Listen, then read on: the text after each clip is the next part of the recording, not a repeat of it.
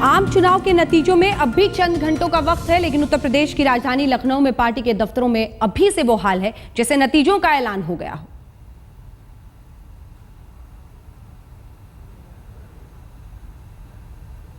इस बीच कुछ खबर आ रही है जिसमें मंत्री पद को लेकर माथापच्ची का सिलसिला तेज होता चला जा रहा है बीजेपी में। जो खबर इस वक्त आ रही है उसके मुताबिक ये कहा जा रहा है कि अलग अलग लोगों को जो मंत्री पद तय किए जाने की प्रक्रिया हो रही है, अभी सत्ता हाथ में है भी नहीं और उससे पहले ही सूत्र कह रहे हैं कि मोदी सरकार में, मोदी कैबिनेट में सुषमा मंत्री बनने को तैयार नहीं है।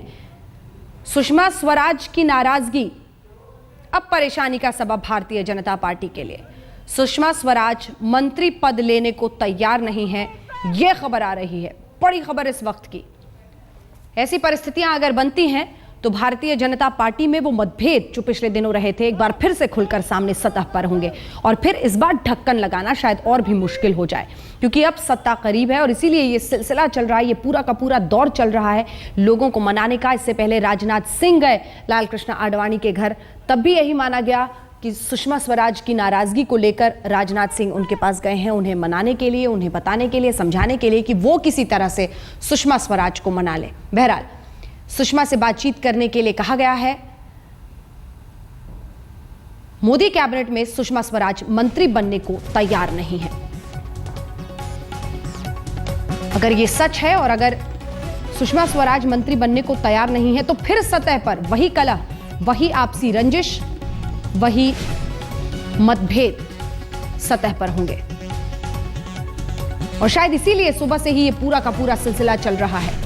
संघ से लेकर बीजेपी नेताओं की मुलाकातों का दौर चल रहा है। मोदी कैबिनेट में शामिल होने को सुषमा स्वराज तैयार नहीं है और ऐसे बगावती तेवर अगर उनके रहते हैं, अपने रुख पर वो सख्त रहती हैं, तो जिस कद की वो नेता हैं उनका कैबिनेट में नहीं होना कई सारे अटकलों को जन्म देगा।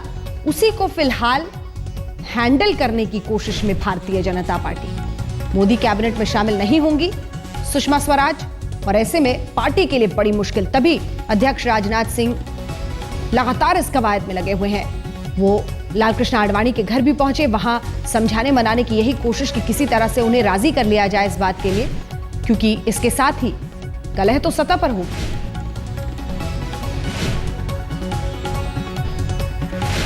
याद हो आपको, जब गोवा कार्यकारिणी में पहली बार नरेंद्र मोदी के नाम का ऐलान होना था, तब भी लालकृष्ण आडवाणी तो गोवा गए ही नहीं, सुषमा स्वराज